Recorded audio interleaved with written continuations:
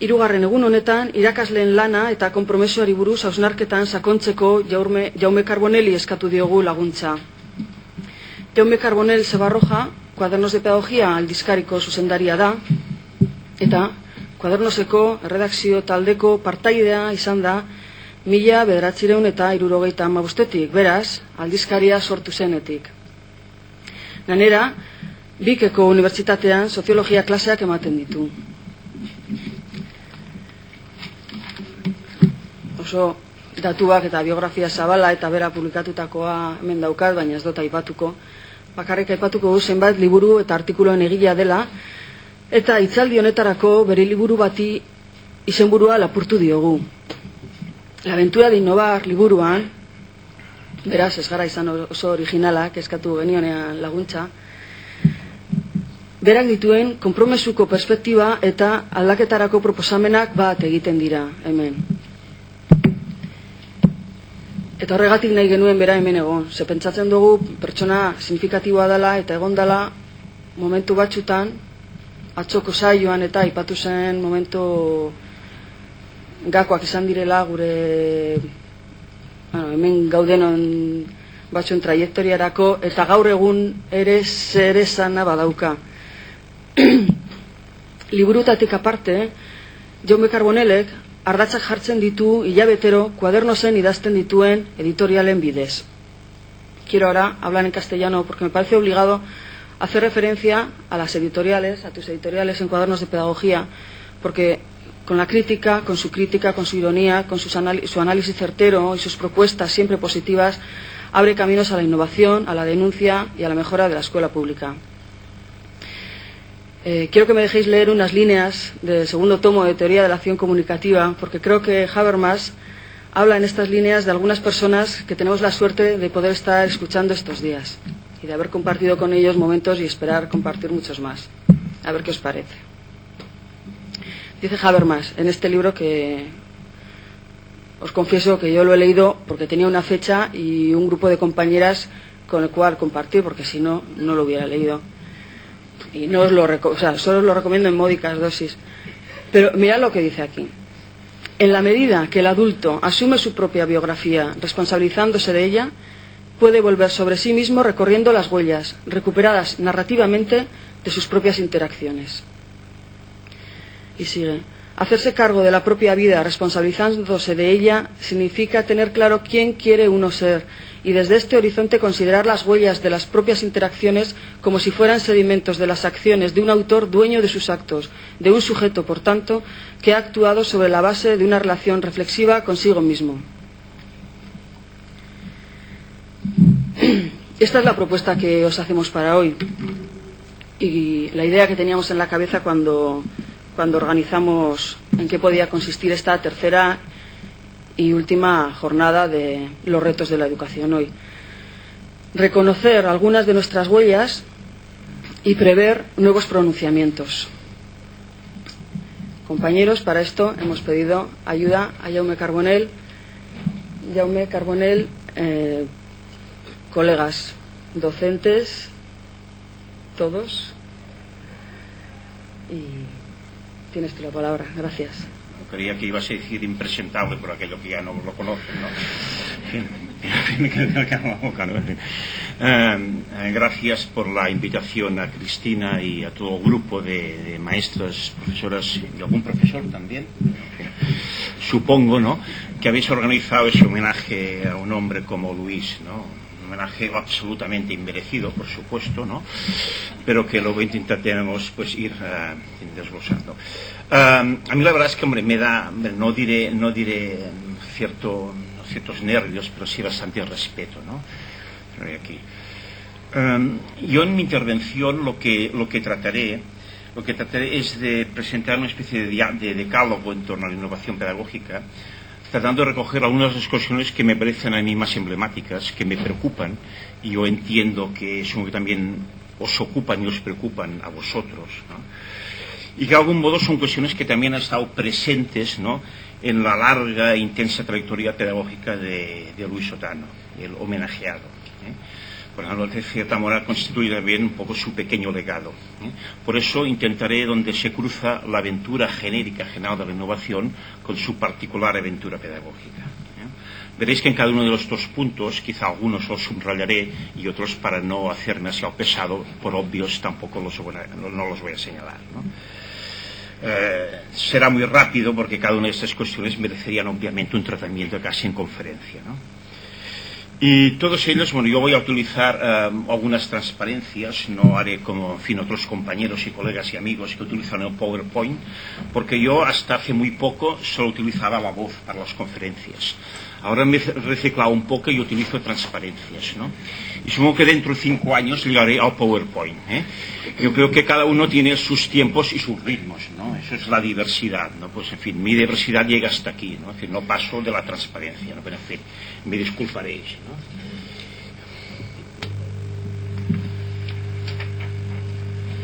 Bueno, la primera consideración es una consideración previa, quizá muy conocida también, pero para recordar, ¿no? Esa idea de que tenemos una escuela creada, como la entendemos hoy, en el siglo XIX, con unos profesores, un profesorado formado en el siglo XX, con unos alumnos y alumnas que hay que educar para el siglo XXI.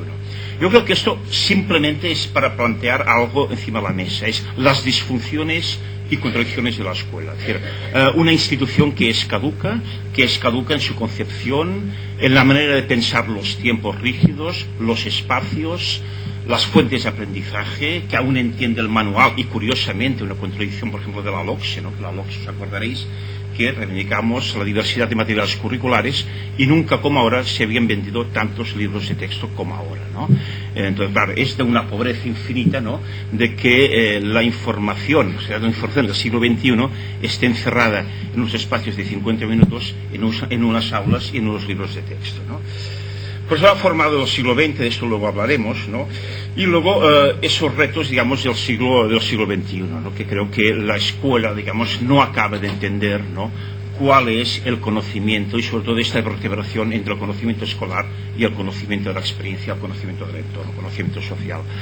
No obstante, para que se me entienda bien, yo cada vez comulgo menos, ¿no? Con esas tesis, ¿no? De la crítica de la desinstitucionalización escolar, de la muerte de la escuela, de la superación de la escuela, cada vez menos. Pienso que la escuela es cada vez más importante y podemos ser muy críticos con ellas. Hay que reinventarla, hay que hacerla más pública, hay que hacerla más democrática y más igualitaria. Pero la escuela continúa siendo, posiblemente hoy, el espacio de aprendizaje y de socialización más importante. Y sobre todo, para los sectores socialmente más desfavorecidos y más necesarios, ¿no? Hago un poco en todo caso ese matiz, un poco para que se me entienda un poco todo el discurso. Primera cuestión, ¿qué conocimiento? Siempre pues hago... No, espera, es que ahora me equivocaba y ponía otra que no era... Esto va para aquí, ¿no? No, es que claro, os digo que tengo poca práctica en esto, que es tan sencillo, pero que a veces cuesta con los nervios, ¿no? Es que cuando miro a Luis me pongo más nervioso. Tengo aquí delante, a mi izquierda o a la derecha, vaya, según se mire, ¿no? ¿Qué conocimiento? Aquí se lee una cita de Bertolt Brecht, dice: todas las cosas seguras, la más segura es la duda, ¿no? Y otra cita de Edgar Morin que podéis leer. Yo creo que el gran reto es cómo pasar ese paso tan difícil, tan complejo de la información al conocimiento, ¿eh? Ese paso tan complejo que no voy ahora a explicar, porque creo que esto precisamente era el tema de Luis, ¿no? Y Luis lo explicó muy bien, supongo, hace un par de días, y por tanto, si queréis hacer algunas críticas, yo me remito a Luis, ¿no? Que salgáis ahí las críticas, ¿no?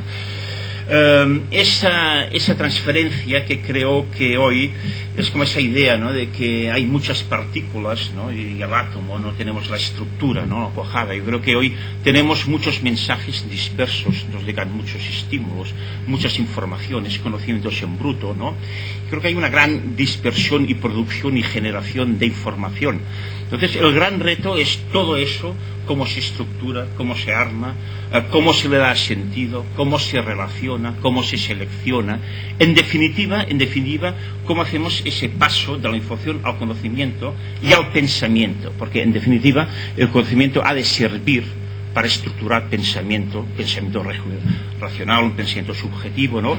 Un pensamiento crítico. Por tanto, yo creo que la función básica de la escuela, el conocimiento, es generar criterios autónomos, pensamientos autónomos, ¿no? Y sobre todo un conocimiento que sea capaz de afrontar la incertidumbre, los cambios, las mutaciones, que sea flexible, pero al mismo tiempo también muy potente cultural y socialmente, ¿no?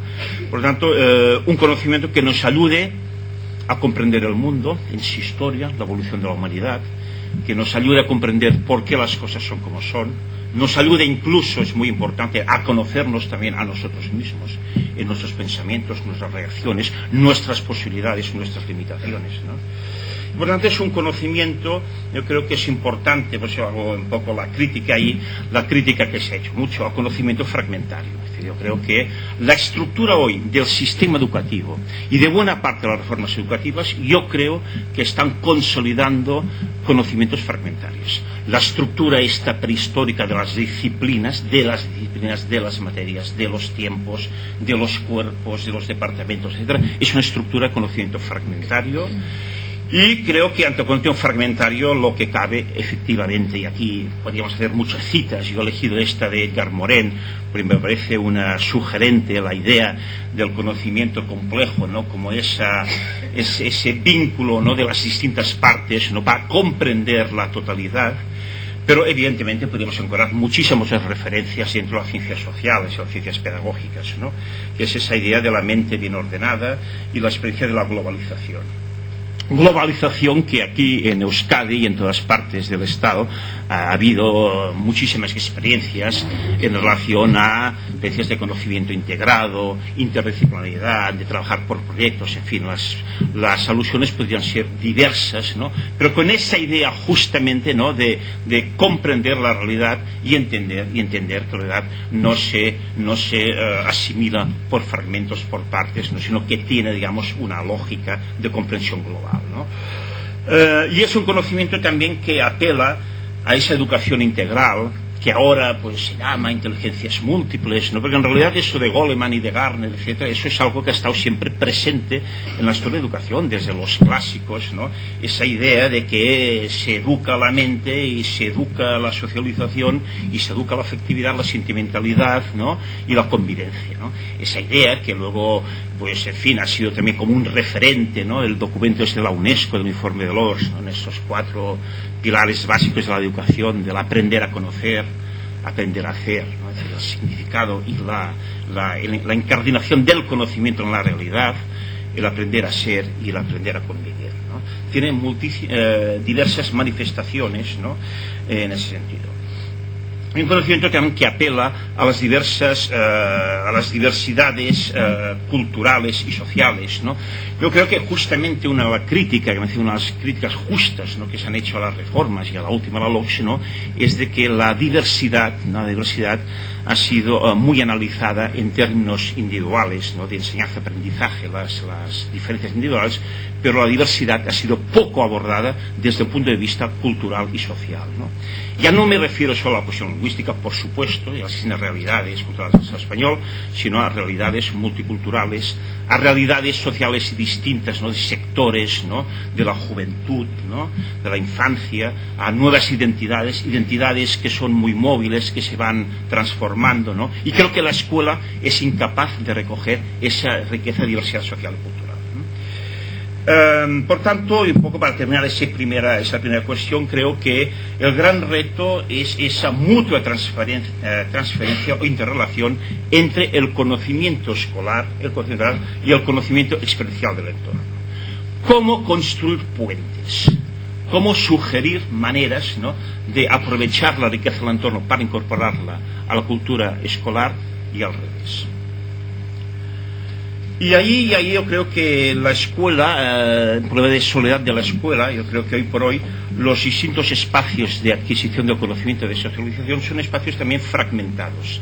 Yo creo que no hay puentes de comunicación, y ese es uno de los grandes retos de la innovación, puentes entre lo que se aprende en la escuela, familia, no iba a decir municipio y sindicato, pero esto es de otra época.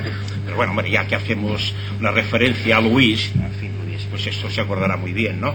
No, me decía, escuela, familia, actividades extraescolares, ese mundo de la actividad extraescolar, la televisión, las nuevas tecnologías, ¿no? Y otras unidades de aprendizaje informal. Yo creo que hoy no puede haber un planteamiento, ¿no?, que analice aisladamente la cultura escolar.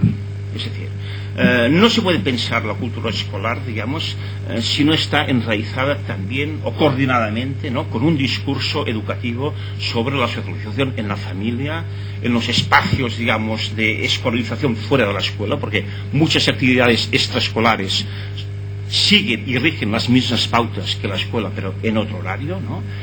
La televisión, etcétera. No se puede educar contra los medios de comunicación, hay que educar con los medios, críticamente con los medios, pero no contra los medios, como hacen muchos sectores docentes, ¿no? Y por tanto yo creo que ahí hay un planteamiento de que la escuela no puede analizarse aisladamente. Y digo eso por una razón fundamental, porque si no hacemos ese análisis, yo creo que la cuestión de la fractura social, la cohesión social, o dicho de otra manera, la exclusión social y la desigualdad irá en aumento si desde la escuela nos hace un discurso más integrador que vertebre esos distintos espacios de socialización y de discusión. ¿Qué método? Bueno.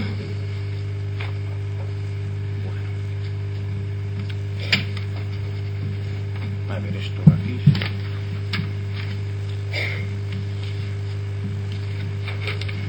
Bueno, ahora sí que lo he puesto bien.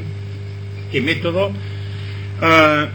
Os voy a leer 10 líneas de, os acordaréis lo que has visto en una película, en fin, recomendable, ¿no?, de Adolfo Aristarain, ¿no?, cuando la última de Lugares Comunes, cuando Federico Lupi se despide, bueno, porque lo despiden en realidad, ¿no?, el ejemplo donde da clases en la universidad, y la última clase, la última lección con sus alumnos, ¿no?, es una película que puede verse ahora, ¿no?, dice, me preocupa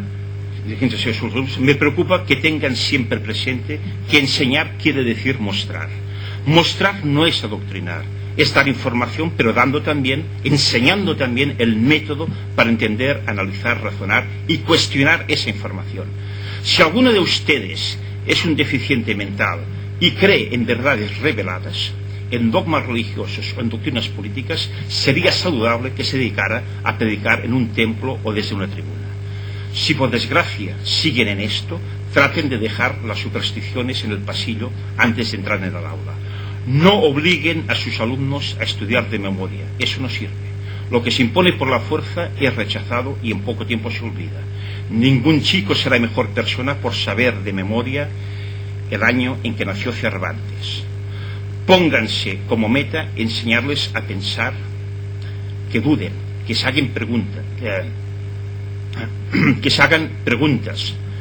No los valoren por sus respuestas. Las respuestas no son la verdad. Buscan una verdad que siempre será relativa. Las mejores preguntas son las que se vienen repitiendo de los filósofos griegos. Muchos ya son lugares comunes, pero no pierden vigencia. Son esas: qué, cómo, dónde, cuándo, por qué. Texto un poco provocativo, ¿no?, algunas cosas, ¿no?, pero creo que explica un poquito la cuestión del método. Tenía aquí otra cita, pero en fin, le aludo porque es tarde, que es de García Márquez en sus últimas memorias, Vivir para contarla, en el último libro de memorias, ¿no?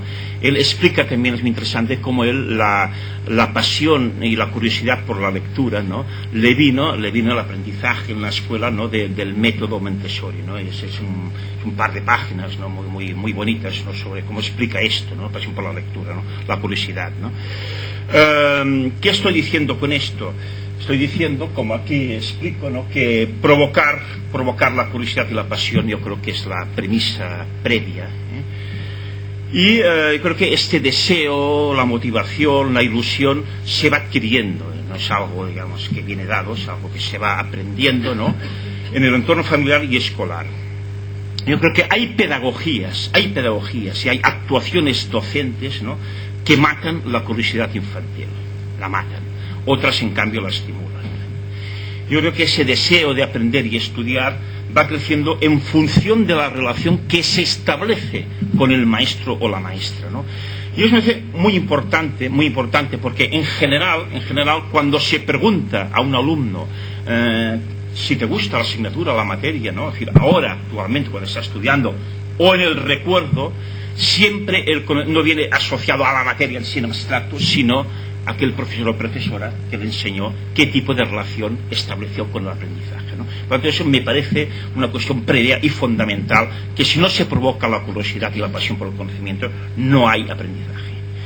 Se aprende por ensayo y error, efectivamente. Yo creo que es el error, y esto lo han demostrado, ¿no? Muchos científicos sociales, yo creo que y muchos pedagogos, el error es una fuente muy valiosa de información y es un punto de partida fundamental para adquirir nuevos aprendizajes, ¿no? Y además esto yo creo que ha estado siempre presente en toda la tradición pedagógica innovadora, ¿no? Basta recordar, y esto Pauquin Bourron, que aquí es un gran estudioso, ¿no?, de esto de Celestin Freinet, ¿no?, os acordaréis, ¿no?, toda la teoría del ensayo y error, ¿no? Pero bueno, hay muchos ejemplos, ¿no? Y a pesar de las críticas que vamos a hacer a algunas nuevas tecnologías o incluso a los móviles, ¿no?, que todos tenéis, ¿no?, casi lo tenemos, bueno, a los móviles, ¿no?, pues bueno, los críos también aprenden. El móvil es un instrumento de aprendizaje por ensayo y error, ¿no?, continuamente, ¿no?, para poner otro ejemplo de una máquina, ¿no?, muy actual, ¿no? Más preguntas que respuestas, ¿no? Porque que las preguntas son el motor del pensamiento, ¿eh? Yo creo que esto así lo entendió Sócrates, lo ha entendido Freire y lo han entendido evidentemente muchos pedagogos, ¿no? Yo creo que es el empeño que han puesto en el diálogo, en la interacción, ¿no? Y también lo dice Habermas por voz de Cristina, ¿no?, en esos seminarios, ¿no? O Habermas leído por Cristina, ¿no?, como ahora decía ella, ¿no? Yo creo que, en fin, es otro ejemplo muy claro, ¿no?, de encontrar. Más preguntas que respuestas, ¿no? Preguntas para cuestionar el conocimiento oficial, preguntas para establecer nuevas relaciones, el conocimiento, preguntas también para interrogarnos a nosotros mismos.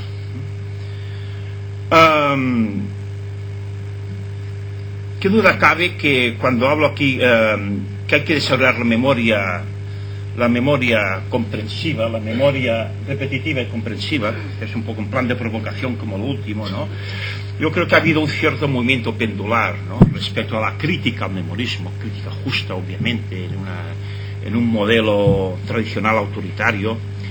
Y luego, entonces, yo creo que efectivamente la apuesta es por eso es obvio, ¿no?, en ese foro como hoy, por una memoria más comprensiva, más racional, más útil, ¿no?, que ayude a seleccionar la información. Es evidente que este tipo de memoria, ¿no?, donde hay una participación y una implicación del alumnado, los participantes, es una memoria más sólida a corto y a largo plazo, digamos, ¿no?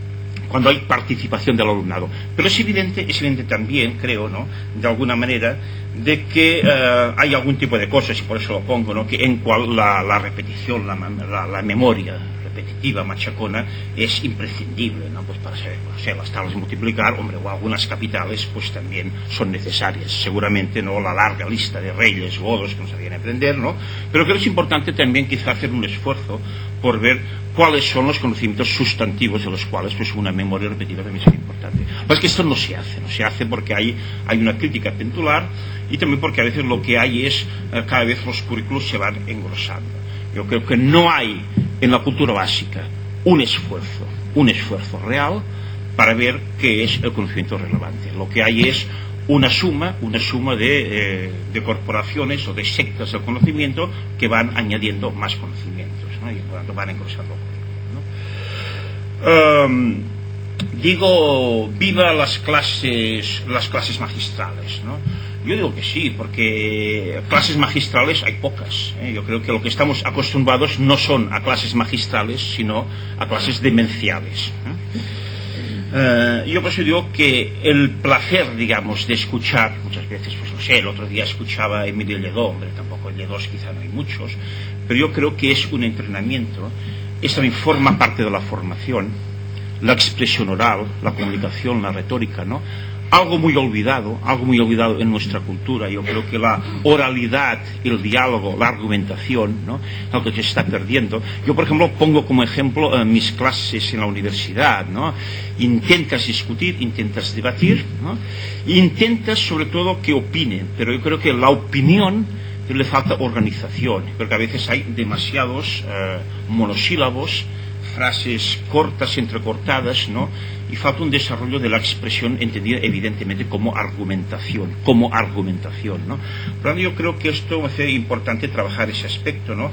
Me acuerdo ahora, hace ya unos años, ¿no?, pues estuve en la universidad, creo que Stanford, y en algunas buenas universidades norteamericanas, Estados Unidos, en Norteamérica lo practican, ¿no?, que es esa idea de que hacen pocas clases magistrales, reúnen en una gran sala a los estudiantes, cada 15 días quizá, buenas clases, y luego lo que hay es un trabajo intenso de seminario, de debate, nexos, y luego tutoría individualizada para orientar lecturas, ¿no? Yo creo que sintetiza bastante, ¿no?, un modelo donde es aprender a escuchar, aprender a discutir y argumentar y aprender a leer, ¿no? Yo creo que esto sería también como síntesis un poco de esto, ¿no?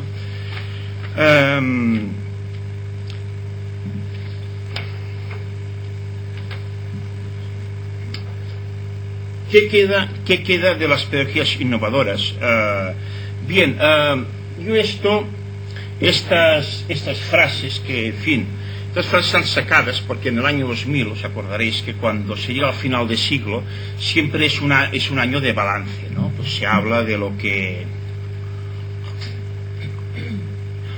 fue el siglo en economía, en política, en pensamiento, y también, pues al fin, algunos despistados, ¿no?, pues también pues hablamos, ¿no?, de lo que ocurrió en la pedagogía del siglo XX, ¿no? Me acuerdo, pues en fin, que Graó y Cuadernos y muchas otras revistas, pues en fin, sacamos esos libros, revistas, ¿no? En fin, esto está sacado, estas frases, ¿no?, de unos debates que hicimos en Cuadernos de Pedagogía sobre el valor que tenían hoy, la vigencia de esas pedagogías innovadoras, ¿no? Son opiniones que podéis leer, ¿no?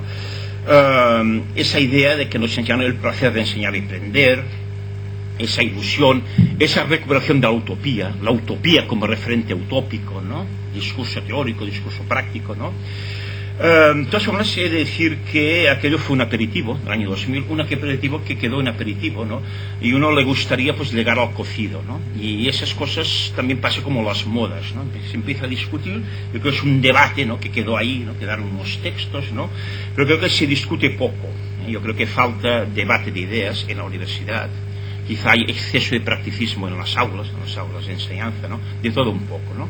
Pero en cualquier caso yo creo que es un debate pendiente, y creo que ahí en estos cuando hablo aquí de los seguidismos, la adaptación de distintas tendencias educativas, hombre, yo pues creo que durante este tiempo pues han habido muchos ismos, ¿no?, freinetismo, globalismo, espontaneísmo, constructivismo, anarcomarxismo, en fin, muchos ismos, ¿no? Yo creo que, bueno, lo que se ha seguido más bien es el otanismo, ¿eh? El otanismo, no un otanismo beligerante, un otanismo, digamos, pacífico y pedagógico, no se entienda bien, ¿no? El otanismo más bien ha sido esa especie de sabia y oportuna, no oportunista, sabia y oportuna, ¿no?, selección, mezcla y adaptación de distintas tendencias y proyectos pedagógicos, ¿no? Posiblemente, y no hago una crítica ni a los constructivismos, ni a los bigetismos, ni a los freiristas, etcétera, no. Simplemente estoy constatando una realidad, ¿no?, que supongo que si se hiciese un análisis, ¿no?, de los movimientos de relación pedagógica, incluso de Adarra, ¿no?, y decir, bueno, ¿cuál ha sido el ismo, ¿no?, el ismo de ese movimiento de relación pedagógica? Yo diría que no ha habido un ismo, ¿no?, ha habido ese otanismo, ¿no?, esa mezcla, ¿no?, y que Luis, en sentido, pues, ese pragmatismo, ¿no?, también, ¿no? Pragmatismo, yo Luis, hombre, por hacerte una crítica, porque si no eso va a parecer una necrológica, ¿no?, porque, bueno, uno se muere, lo dejan a todos, puta madre, ¿no? Yo creo que de exceso, ¿no? Exceso, ¿no? ¿No, Cristina? Bueno, sí. Bueno, lo dejamos para el coloquio, ¿no? Quizá demasiado pragmatismo y reformismo también. Reformismo de la reforma, no del otro reformismo. Del reformismo no lo sé, ¿eh? Porque antes se decía, tú eres un reformista, ¿no? Y esto era un insulto, ¿no? Ahora con la reforma no sé cómo se ve esto, ¿no? Y claro, y después cuando viene la ley de calidad, quizá más bien es un elogio, ¿no? Es fenomenología, ¿no? Pero eso ya lo haremos luego, ¿no? No obstante, yo sí sostengo la idea de que digo que las pedagogías innovadoras no han muerto, ni son responsables de ese deterioro, ese llamado deterioro de la calidad de la enseñanza, como se nos quiere hacer creer, ¿no? Sobre todo desde la llegada al poder del Partido Popular, ¿no? Creo que tenemos una responsabilidad educativa de analizar y discriminar, ¿no? Pues yo creo que no todo se puede poner en el mismo saco, ¿no? ¿Qué pedagogías de estas, qué elementos teóricos, incluso metodológicos, son aún vigentes?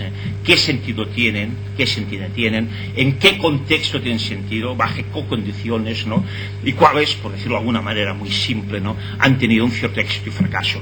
No medible en términos cuantitativos, sino en términos, digamos, ideológicos y educativos, ¿no? Yo creo que esa es una de las grandes dificultades, ¿no? Es decir, que no sabemos, ¿no?, cuál ha sido el resultado de esos modelos innovadores, ¿no? Tenemos intuiciones, ¿no? Nos movemos por intuiciones, pero creo que no hay una investigación, y creo que ahí la universidad también tiene su cuota de responsabilidad. No hay una investigación a fondo, ¿no?, respecto a cuál ha sido el impacto real de esas pedagogías innovadoras, ¿no? Yo en ese sentido sería muy importante investigar, por ejemplo, trayectorias de alumnos, de exalumnos, ¿no?, hoy en la universidad o ya en el mundo del trabajo, ¿no?, realmente cuál fue su aprendizaje real, ¿no?, que les han comportado pues un determinado modelo, ¿no?, pues que ha sido más de investigación en la acción, más colaborativo, más participativo, más crítico, lo que sea, ¿no?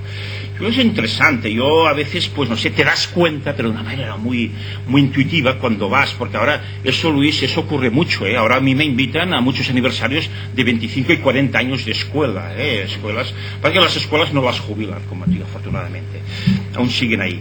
Y ahora te invitan esto, ¿no?, 40 aniversarios, 50 aniversarios, y entonces, claro, siempre va el exalumno, la exalumna, ¿no?, y te cuenta, pues hombre, cosas que muy gráficas, ¿no? Dice, no, claro, dice, a mí, mis amigos del barrio, cuando iba a esta escuela, pues claro, me tenían mucha envidia, ¿no?, porque yo no iba con la cartera cargada, con la mochila, ¿no?, iba sin libros. Me decía, hostia, tú en tu escuela no tienes libros, ¿no?, es que fantástico, ¿no? Y otro decía, dice, no, claro, le llaman la escuela de las excursiones, ¿no?, que siempre ibais, siempre salíais fuera, ¿no? U otra chica decía, dice, dice, a mí realmente me encontré acogida, ¿no? Es decir, me encontré acogida, ¿no? Porque cuando yo tenía un problema gordo, no era aquello de esperar la asamblea de los viernes, ¿no?, sino que se interrumpía la clase y discutíamos el problema de la relación, nos decíamos la relación que había ahí, ¿no? Claro, son flashes, son pequeños datos, ¿no? Pero que sería bueno esto, efectivamente, darle otro tono, ¿no? Y para terminar, un poco el valor de las experiencias, ¿no? Yo creo que hoy se perdió ese valor del relato y el análisis del aprendizaje, las experiencias se publican poco, se divulgan poco, ¿no?, se analizan en profundidad. Yo creo que pues sí, las revistas pedagógicas las divulgamos, pero divulgamos un poquito la epidermis, ¿no? Pero yo creo que hay que ir al corazón, profundizarlas, ¿no? Que eso en otro tiempo, en los años 70, os acordaréis, ¿no?, pues había muchos más relatos transformados en libros sobre experiencias determinadas. Yo creo que los medios deberían reflexionar y escribir mucho más, ¿no? Paso a la otra más rápidamente, la sostenibilidad de las innovaciones pedagógicas. Sí, se ve. La impaciente paciencia. Yo pienso que esta frase de Tomás Borges, esa frase, define bastante bien el estilo pedagógico de Luis, ¿no? Impaciente, Luis, ambicioso en los principios, ideas y proyectos, pero paciente en los métodos, en las maneras para llevarlas adelante, para andar un camino con suficientes pausas, ¿no?, para que el colectivo las pueda ir asimilando y no se descuelgue. Y creo que esto ocurre con mucha frecuencia, ¿no? Es decir, que en los métodos colectivos se abre una brecha demasiado grande entre dos tipos de docentes, que creo que los hay en todos los sitios, lo que yo llamo los héroes voluntaristas y los eternos absentistas, héroes voluntaristas y eternos absentistas, ¿no? Voy a contar una anécdota, ¿no? Yo me acuerdo que en una escuela de estío de verano de Rosa Sensat, ¿no?, vino un holandés de cuyo nombre, en fin, quiero acordarme, pero no me acuerdo, un holandés que empezó su intervención diciendo pues esto, ¿no?, invitando a los asistentes, ¿no?, que se subieran encima de la silla. Yo no sé si esto podemos hacer el mismo experimento, no, porque si no luego os van a, por daños, prejuicios, no lo vamos a hacer, pero bueno. Entonces algunos se pusieron encima de la silla inmediatamente, ¿no? Otros empezaron a observar lo que hacían nosotros, ¿no? A dudar, ¿no? Y en algunos momentos vacilantes, ¿no? Pues también se añadieron, se pusieron encima de la silla, ¿no? Y otros quedaron ahí inmutables, sentados, ¿no? Luego el conferenciante un poco valoró el experimento, al final haciéndose comentario, dice, en la escuela pasó lo mismo, ¿no? Hay un primer grupo de maestros decidido, ¿no? Que se apunta a todas las iniciativas inmovidas, ¿no? A todas, ¿no? Hay un segundo grupo que duda, que se lo piensa, porque al final se deja llevar por ese primer grupo, ¿no? Y hay un tercer grupo que no hay manera que nunca ni nadie los mueva, ¿no? Yo creo que Luis, en sentido, es de los que se ha esforzado al máximo, ¿no? Para convencer e incorporar a esos dudosos, ¿no? En sentido, yo creo que es un artesano incansable, ¿eh? Yo respecto a los absentistas poco se puede hacer, ¿no? Más que neutralizarlos, quizá tratar que no se organice mucho, no crean demasiado poder, en fin, yo ahí no veo ya mucha solución, ¿no? Los agentes de la innovación o centralidad, yo creo que hay una cuestión que, en fin, por pocos análisis que se hayan hecho, investigaciones que las hay, ¿no? Hay una evidencia bastante palpable, ¿no? Y es de que la innovación, cuando surge desde abajo, desde la base, desde los centros, es una innovación que tiene solidez, que tiene futuro, ¿no? Que tiene agarraderas, ¿no? Mientras que la innovación que viene impuesta desde arriba a la administración por agentes externos, ¿no? Evidentemente tiene muchas más dificultades, ¿no? Hay evidencias, lo cual no quiere decir que una innovación horizontal, ¿no? Necesite, eso es otra cosa, necesite apoyos, soportes, investigadores, observadores externos, ¿no? Ayudas a la administración, eso es otra cosa, ¿no?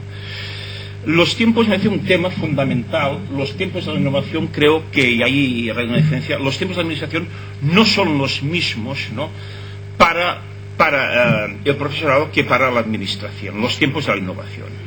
Yo creo que la administración quiere tiempos administrativos a plazo fijo, tiempos rápidos, quiere resultados. Si organiza, por ejemplo, unos itinerarios de naturaleza, lo que importa es que hayan pasado miles y miles, ¿no? De escolares durante este curso, ¿no? Lo que quiere son resultados inmediatos, cuantificables, de éxito político, evidentemente, ¿no? Mientras que quiere resultado producto, que sea medible, ¿no? Y la innovación no es un producto, hay que analizarlo en términos de proceso. Y los procesos tienen unos tiempos más pausados, más prolongados, ¿no? Unos tiempos distintos, ¿no?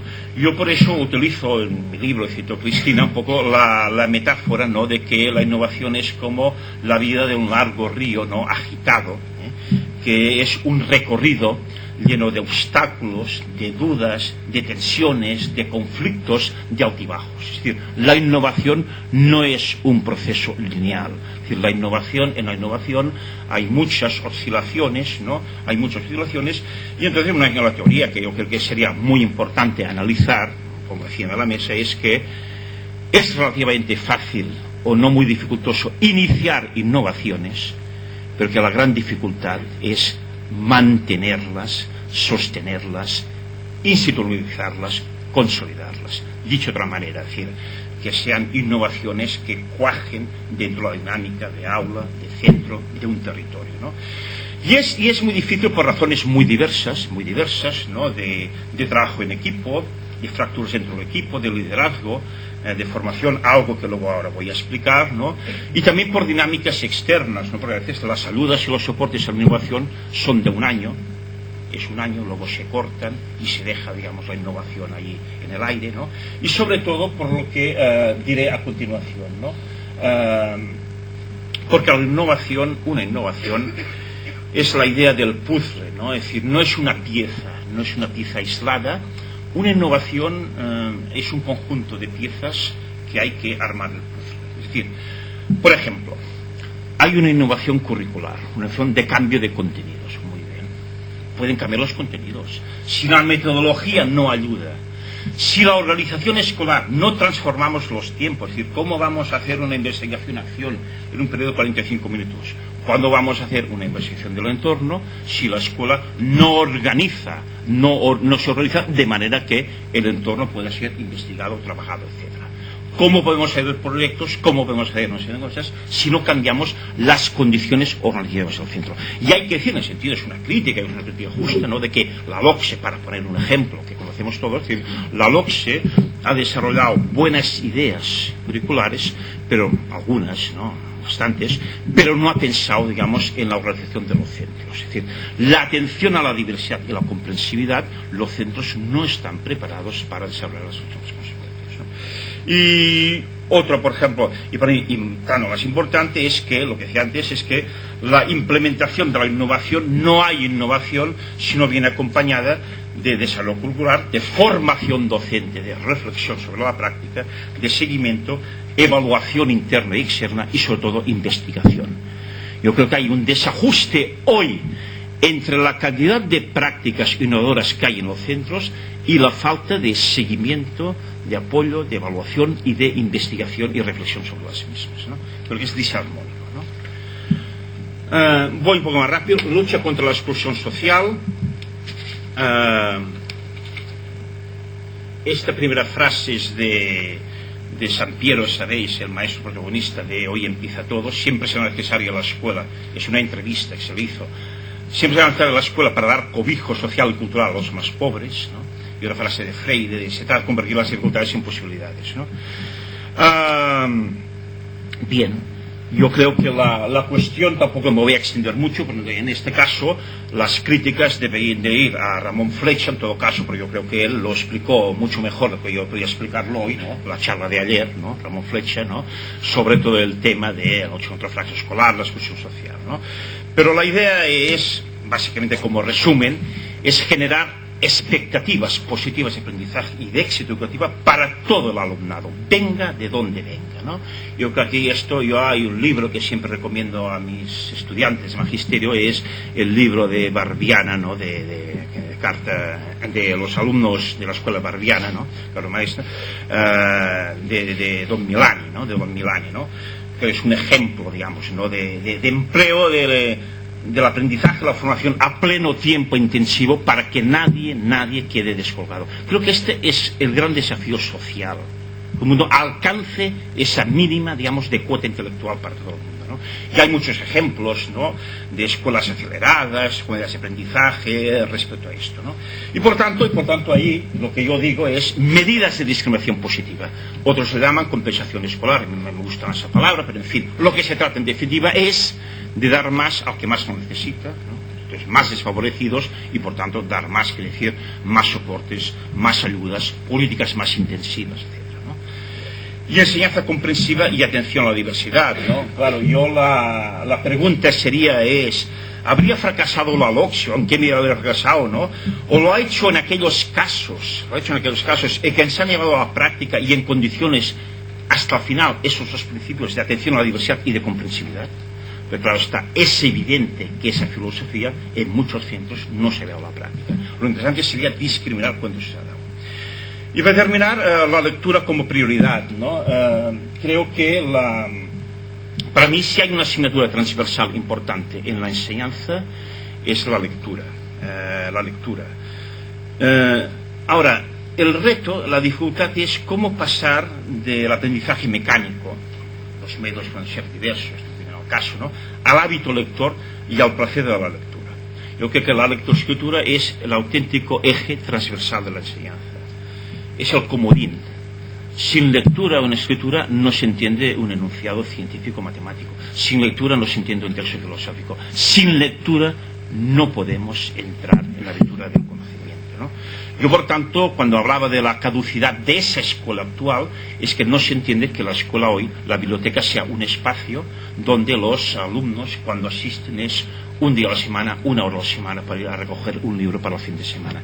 Esto no es. Yo creo que hoy las bibliotecas, auténticos centros de recursos multimedia, donde hay todo tipo de información y documentación, debían ser los lugares, los laboratorios de aprendizaje para suministrar no solo conocimiento al alumnado, sino también al profesorado.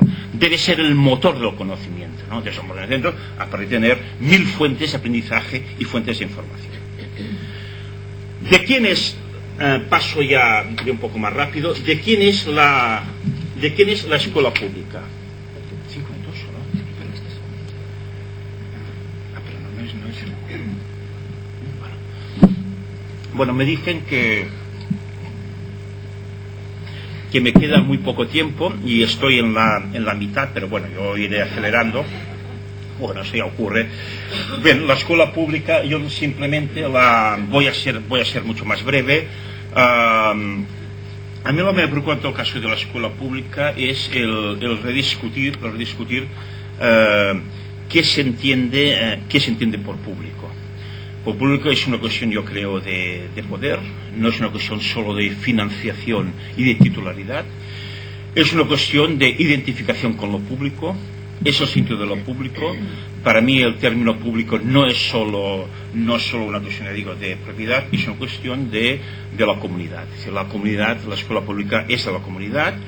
Por tanto, yo creo que caben preguntas del tipo de quién manda en la escuela pública, si es suficientemente pública la escuela pública de hoy, y por tanto la necesidad, algo que creo que Luis Otano estuvo en ello, ¿no?, que es importante en su larga trayectoria, que es cómo vincular el discurso sindical para la mejora de las condiciones de trabajo del profesorado, el discurso pedagógico que se centra en la innovación educativa, todo lo que he estado contando, y un discurso de política educativa que trate de lograr, mediante distintas medidas, una escuela más equitativa y de mayor calidad, ¿no?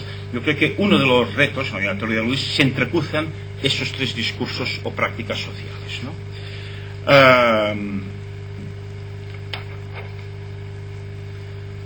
Calidad,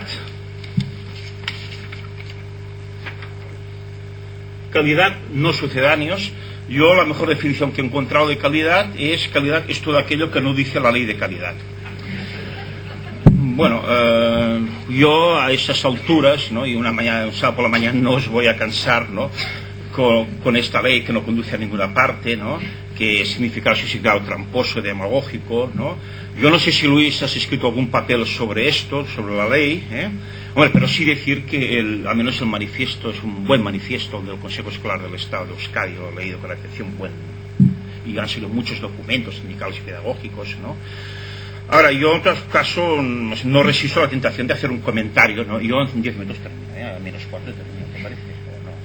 No, si se puede negociar o no. Bueno, si se impone. A mí si se impone. Ahora, si hay negociación, bueno. Una anécdota de la ministra, claro, aquí no sabe uno en qué modelo está, ¿no? No, porque a mí una cosa, un paréntesis, a mí me ha sorprendido, ¿no?, que tanto la escuela con el entorno, coño, y te dan un vaso de agua, Luis. Cuando tú sabes que hay un vino excelente Rioja que se llama Otano, y tú sabes muy bien que esto lo decía Lope de Vega, ¿no?, que el vino es la leche de los viejos, ¿no? Eso lo decía Lope de Vega, pero eso digo, en fin, y claro, a mí me dan agua, ¿no? En fin. Pero ya iremos. Bueno, paréntesis aparte, hombre, yo no existe la tentación, por ejemplo, que yo creo que hay cosas que habría que considerar. Por ejemplo, cuando la ministra dice, por ejemplo, y hay razón, ¿no?, eso apunta el esfuerzo, la necesidad de meter más exámenes y repeticiones, ¿no?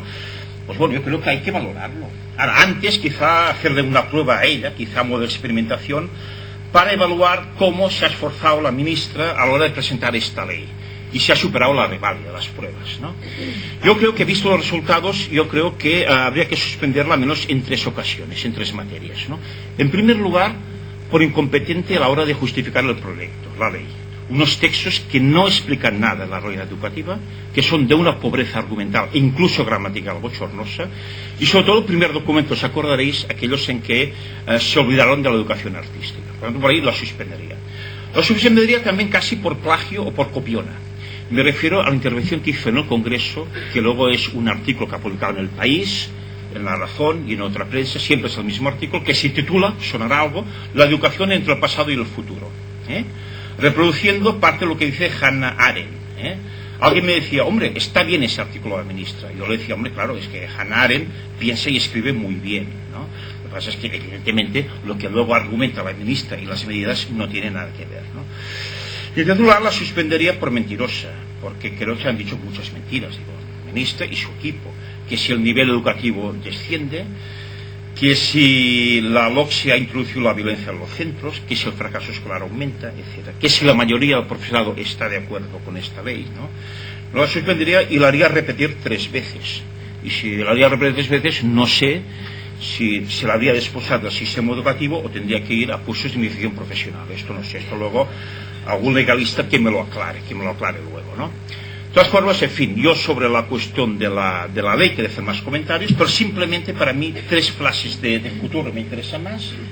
Es que, porque es una ley que creo que tiene más de pasado que de futuro, creo que los 3 cambios para mí, 3 líneas de cambio, tendrían que ir en cambios y mejores sustanciales en la formación inicial y permanente del profesorado, reformas y procesos de reforma descentralizados a partir del reconocimiento real de la autonomía de los centros y de la vertebración educativa del territorio, ciudad, comarcas, distritos, lo que queráis, ¿no?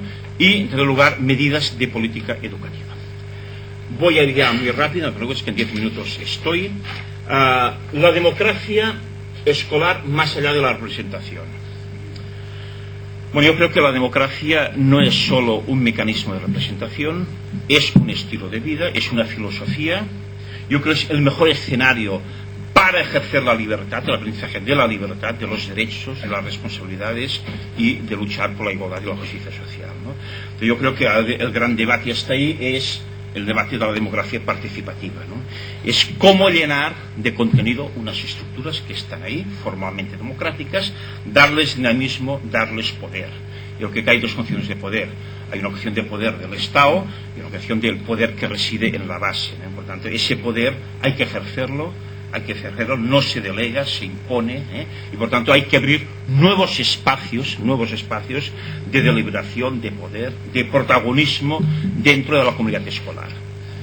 Desde la educación infantil, en asambleas, en tareas, etcétera, hasta el centro y el territorio. Por tanto, consejos escolares, pero también consejos escolares municipales, ¿no? Políticas globales de infancia que impliquen a todos los agentes educativos, ¿no? Se ha hablado mucho que uno de los referentes importantes y emblemáticos no ha sido hoy de Partido Social, ha sido lo de Porto Alegre, donde la población a través de asambleas de zona, define prioridades en que se debe invertir una parte del presupuesto municipal, y creo que hoy en el Estado español hay nuevos Portos Alegres, ¿no? Pues como en Albacete, en Rubí, en Barcelona, pero en Peñaranda, en una zona de Salamanca, ¿no? Y luego también aquí, pues en Euskadi, ¿no? Las comunidades de aprendizaje, Euskadi, pero también alguna en Cataluña, se ha alguna en Aragón, en fin, voy a dejar alguna más seguramente, también se están convirtiendo en un referente importante de participación y de implicación entre escuela y familia, ¿no? Por razones que vosotros mismos conocéis mejor que yo. ¿Qué profesorado? Yo esto, en fin, también ahí, como sé que la mesa redonda siguiente va a hablar del profesorado, pues en fin, las preguntas que vayan por los de la mesa siguiente, ¿no? Yo simplemente decir que esas frases las podéis leer si queréis. Hay muchas imágenes, se han proyectado muchas imágenes del profesorado innovador, esas de Stenhouse, de Brooks, ¿no? Otras que dicen que el maestro se constituye en aprendiz junto a sus alumnos, lo que le definen como intelectual crítico, como investigador, agente que es capaz de reflexionar en y desde la acción, que cultiva el pensamiento del alumnado, que orienta y acompaña, que enamora, socialmente comprometido, ¿no?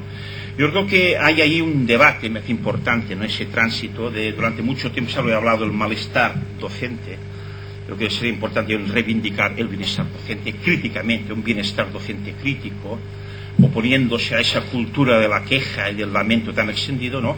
Y creo que en esto Luis ha contribuido siempre, ¿no? A dar esa imagen, ¿no? Esa imagen del bienestar, el orgullo de ser maestro, de acompañar ese proceso de crecimiento de sus alumnos, ¿no? Sin por ello, obviamente, dejar de reivindicar una mejora de sus condiciones de trabajo y un mayor y merecido reconocimiento social, ¿no?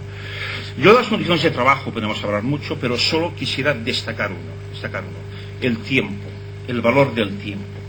El valor del tiempo tiempo para reflexionar, un tiempo para investigar, para compartir, para autoformarse individualmente y formarnos colectivamente, para replantear estos tres tiempos escolares tan distintos: el tiempo docente, el tiempo de los alumnos, el tiempo del centro, es muy distinto, que es un debate que creo que va a abrirse cada vez más, el de los tiempos sociales. Cómo se conciben los tiempos sociales, ¿no? El tiempo de la mujer, el tiempo flexible, el tiempo laboral. Es decir, no puede hacerse una discusión del tiempo escolar.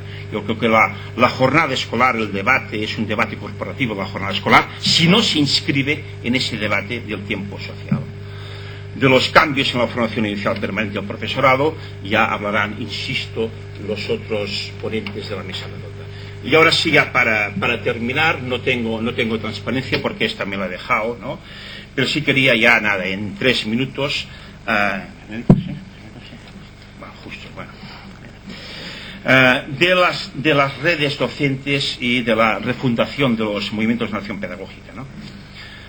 Una frase, la leo, de Cortázar, que dice: andábamos sin buscarnos, pero sabiendo que andábamos para encontrarnos, ¿no? Yo creo que Luis ha contribuido a crear muchos espacios y oportunidades para que muchos de los que estáis aquí os terminaréis encontrando en algún momento.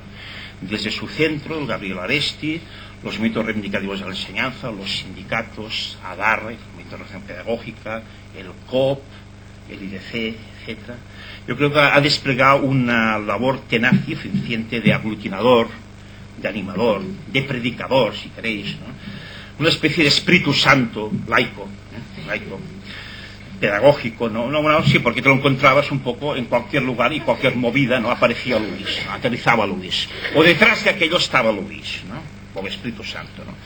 Ahora dicen que ya anda ocupado en la redacción de los estatutos de una nueva asociación, la GIE, Jubilados por la Innovación Educativa.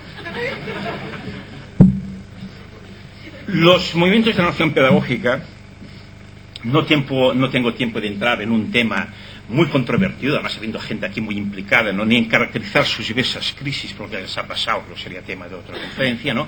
Pero sí insistir en una cuestión: la necesidad de refundarlos, reinventarlos, abrirlos a nuevas sensibilidades y colectivos, de vertebrarlos mejor con sindicatos, otros movimientos sociales en la enseñanza, ¿no? Pero pueden tener, eso sí, muchas crisis, muchas dificultades, pero creo que mantener hoy la independencia y la autonomía de los colectivos de acción pedagógica, llámense MRPs o otra cosa, es más necesario que nunca. Si no existieran los MRPs, habrían que inventar posiblemente una cosa muy parecida. Y las redes docentes. Las redes docentes, yo creo que el futuro se vislumbra, más o menos ese futuro siglo XXI, como un amplio territorio, ¿no? Lleno de redes virtuales y presenciales. Redes para intercambiar experiencias, para aprender de las buenas prácticas y también de las prácticas que fracasan, se aprende mucho. Redes para dar a conocer propuestas y materiales, para construir nuevos proyectos educativos y curriculares. Redes para conocer mejor la escuela y para darse cuenta de que el cambio sí es posible. Pequeños cambios, pequeñas utopías. Redes, por tanto, para tejer solidaridades, ¿no? Para globalizar esa democracia participativa, la que lo de antes, para globalizar una escuela socialmente más justa, pedagógicamente más atractiva y socialmente también más eficaz y rica. Y como despedida, y ahora sí termino, permitirme que lo haga también con una cita, en ese caso, me perdonará el autor, el poeta, una versión libre y adaptada para la ocasión de un célebre poema de Bertolt Brecht, os acordaréis, ¿no? dedicado a Luis, y por extensión a todos los Luises y Luisas de Euskadi, que dice así: hay profesores y profesoras, claro, que innovan un día y son buenos. Hay otros que innovan un año entero y son mejores. Hay quienes innovan muchos años y son muy buenos, pero hay los que innovan toda la vida. Esos son los imprescindibles. Gracias.